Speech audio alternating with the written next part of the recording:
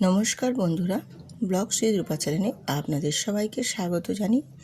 আজকে সুন্দর একটি রেসিপি নিয়ে হাজির হয়েছি। তো পুরো রেসিপিটি দেখুন, আশা করি ভালো লাগবে। আমি এখানে একটা মিক্সিং বোল নিয়েছি, আর বোলের মধ্যে নিয়ে নিয়েছি 1 বাটি পরিমাণে ময়দা, তার সাথে দিলাম হাফ বাটি পরিমাণ এখানে আটা। আমি আজকে এই রেসিপিটি আটা আর ময়দা দুটো মিক্সড করে বানিয়ে নিচ্ছি। আপনারা চাইলে শুধু ময়দা দিয়েও করতে পারেন বা শুধু আটা দিয়েও করতে পারেন। এবারে এর সাথে আমি কিছু উপকরণ মিশিয়ে নিচ্ছি, যেটা আপনারা দেখলে বুঝতে পারবেন, স্কিপ করবেন না, তাহলে কিন্তু বুঝতে পারবে না যে আমি কী কী উপকরণগুলো মিশিয়ে নিচ্ছি। আমি এখানে দিয়ে দিয়েছি পরিমাপ মতো নুন দিয়েছি, আর দিয়েছি 1 টেবিল চামচ মতো চিনি, আর দিয়েছি হাফ চামচ বেকিং পাউডার, তার সাথে 1 চিমটি দিয়েছি বেকিং সোডা, আর এখানে সাদা তেল দিয়েছি ময়ামের জন্য 2 চামচ দিয়ে খুব ভালো করে মিক্সড করে নিতে হবে। অবশ্য এই মিক্সটা কিন্তু খুব ভালো মতোই একটু রেখে করতে হবে, কারণ বেকিং পাউডার বেকিং সোডা সমস্ত কিছুটাই এর মধ্যে আছে, যেন ময়দা আর আটার গায়ে পুরোটাই খুব ভালো করে ময়ামটা লেগে যেতে পারে। সেই মতো করে কিন্তু সময় নিয়ে একটু মাখিয়ে নিতে হবে, আর ময়ামটা যাতে খুব ভালো করে সমস্ত কিছুটাই মিক্সড হয়ে ভালো করে মাখানো হয়ে যায়, সেটা খেয়াল রেখে মাখিয়ে নিতে হবে। আর সব কিছুটাই মাখিয়ে নিয়ে তারপর আমি এখানে 4 টেবিল চামচ মতো দিয়েছি টক দই।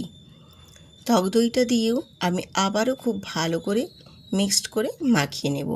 এইভাবে খুব ভালো করে কিন্তু সময় নিয়ে মাখিয়ে নিলে আজকের এই যে আমি নানপুরিটা বানিয়ে নিচ্ছি, একেবারে তুলতুলে নরম, এত সুন্দর সফট হবে যে তোমরা দেখলেই বুঝতে পারবে যে এইভাবে বাড়িতেও বানিয়ে নিলে নানপুরি এত সুন্দরভাবে নরম তুলতুলে হয়। দোকানের থেকেও বাড়িতে বানিয়ে নিতে পারেন এত সুন্দর নরম তুলতুলে নানপুরি আজকের এই রেসিপিটি। এবারে আমি অল্প অল্প করে এখানে উষ্ণ গরম জল দেব। যেই গরম জলটা হাতের মধ্যে সহ্য করে নিয়ে মাখাতে পারবে, সেই রকম উষ্ণ উষ্ণ গরম জল দেব। আর গরম জলটা অল্প অল্প করে দিয়ে ডোটা বানিয়ে নিতে হবে, কারণ ডোটা একবারে নরম হবে না, একটু শক্ত শক্ত টাইপের ডোটা আমি রেডি করে নেব।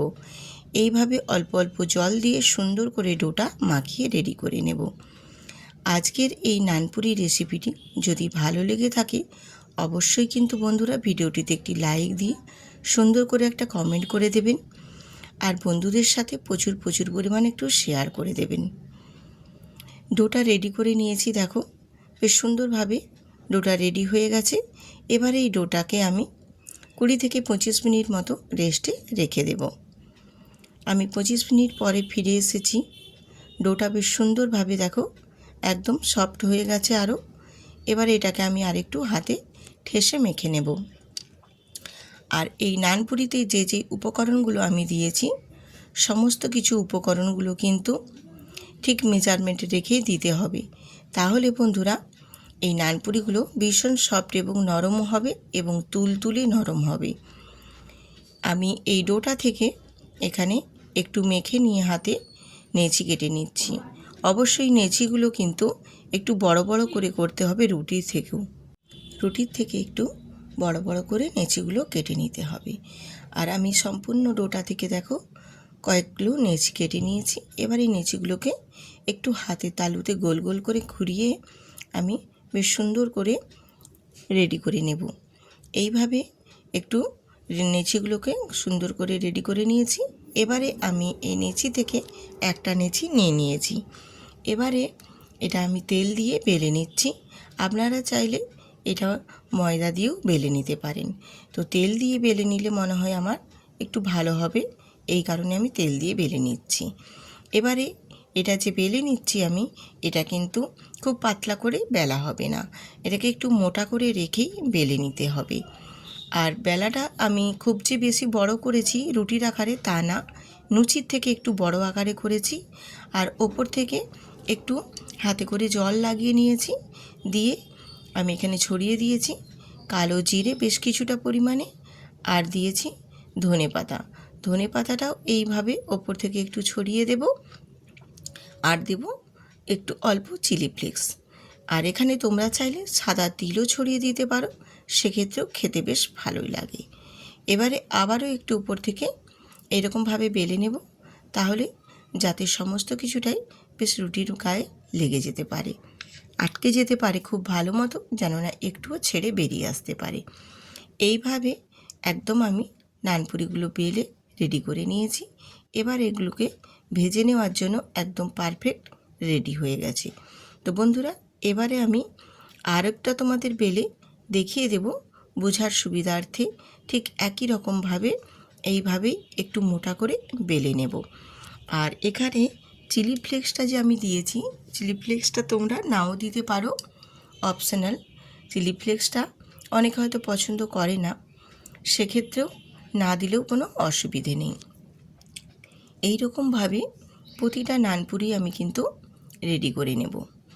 দিয়ে এগুলোকে বেশ ভালো করে ভেজে নেওয়ার জন্য একদম উপযুক্ত মতো করে বেলে রেডি করে তারপর আমি চলে যাব গ্যাসেতে। তো এইভাবে কিন্তু একটু বেলে নেওয়ার পর তারপর মানে সমস্ত কিছুটা ছড়িয়ে দেওয়ার পর একটু কিন্তু বেলে নিতে হবে, তাহলে বেশ ভালো মতো কিন্তু একেবারে সমস্তটা গায়ের মধ্যে চিটে যাবে, একটুও কিন্তু ছেড়ে উঠে চলে আসবে না ভেজে নেওয়ার সময়। তো দেখো বেশ ভালো মতো কিন্তু আমার এগুলো রেডি হয়ে গেছে। কয়েকটা ভেজে বেলে নিয়ে আমি এবারে ভেজে নেওয়ার জন্য চলে এসেছি গ্যাসেতে। একদম আমি একটা ফ্রাই প্যান বসিয়ে ফ্রাই প্যানটা বেশ ভালো মতো কিন্তু একটু গরম করে নিয়েছি।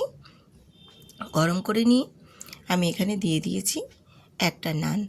অবশ্য এখানে তেল বা ঘি কিছুই দেওয়ার দরকার নেই, শুকনোতেই প্রথমে প্যানটা গরম করে আমি একটা দিয়ে দিয়েছি। দিয়ে একটু ভালো করে একটা পাশ ভেজে নিয়ে তারপর অপর পাশটা ভেজে নেওয়ার জন্য উল্টে দিয়েছি। এই রকমভাবে প্রথমে একটু হালকা করে ভেজে নেব, তারপর আমি এখানে তেল ছড়িয়ে ভেজে নেব। তো তোমরা চাইলে এখানে তেলের পরিবর্তে মেল্টেড ঘিও দিতে পারো, এছাড়া বাটারও দিতে পারো, যার যেটা হাতের সামনে থাকবে বা যেটা দিয়ে সুবিধে হবে সেটা দিয়ে বানিয়ে নিতে পারবে। আমি অবশ্য এটা তেল দিয়েই ভেজে নিচ্ছি, তাই আমি তোমাদের তেলের কথাই বলছি। তোমরা চাইলে তোমরা যেটা দিয়ে পারো সেটা দিয়েই ভেজে নিতে পারো। একেবারে দোকানের মতো নরম তুলতুলে নানপুরি রেডি হয়ে যাবে। দোকান থেকে আর কিনে এনে খাওয়ার কোনো প্রয়োজন পড়বে না। বাড়িতেই যদি এত সুন্দরভাবে সমস্ত কিছু ঘরে থাকা উপকরণ দিয়ে বানিয়ে নেওয়া যায় সুন্দরভাবে নানপুরি, তাহলে আর দোকান থেকে কিনে আনার কি দরকার আছে? কোনোই দরকার পড়বে না, বাড়িতেই বানিয়ে নিতে পারবেন এত সুন্দর নানপুরি। তো দেখো আমি যে নানপুরিগুলো ভেজে নিচ্ছি, একটুও কিন্তু দেখো ছেড়ে যাচ্ছে না।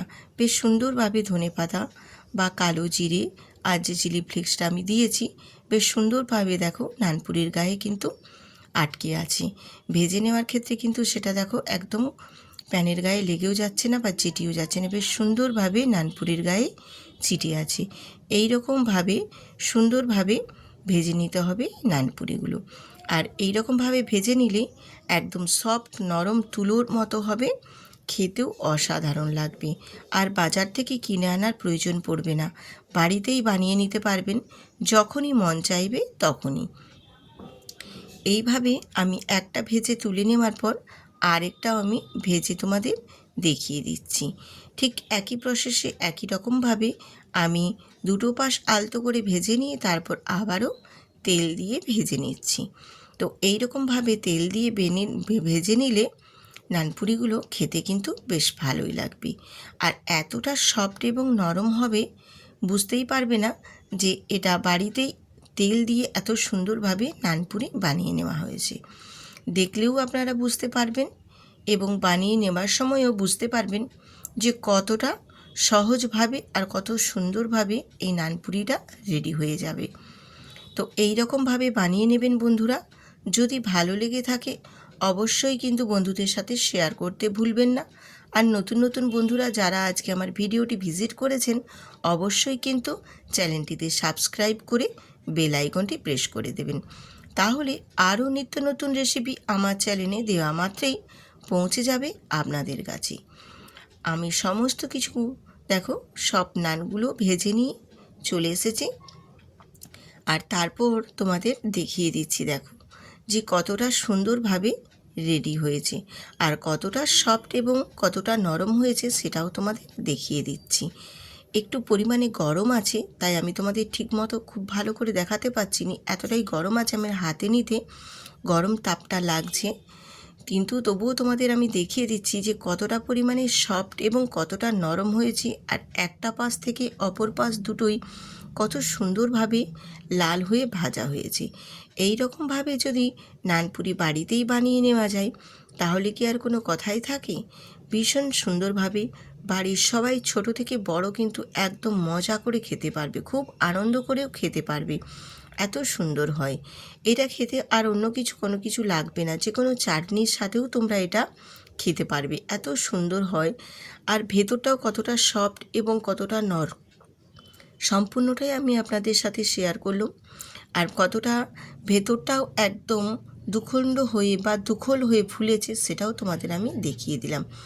এই রকমভাবে বাড়িতেই নানপুরি বানিয়ে নেবেন, তেল দিয়ে বা মেল্টেড ঘি দিয়ে বা বাটার দিয়ে, যে কোনো কিছু দিয়েই বানিয়ে নিতে পারবেন ভীষণ সহজভাবে। তো আজ এখানেই শেষ করছি।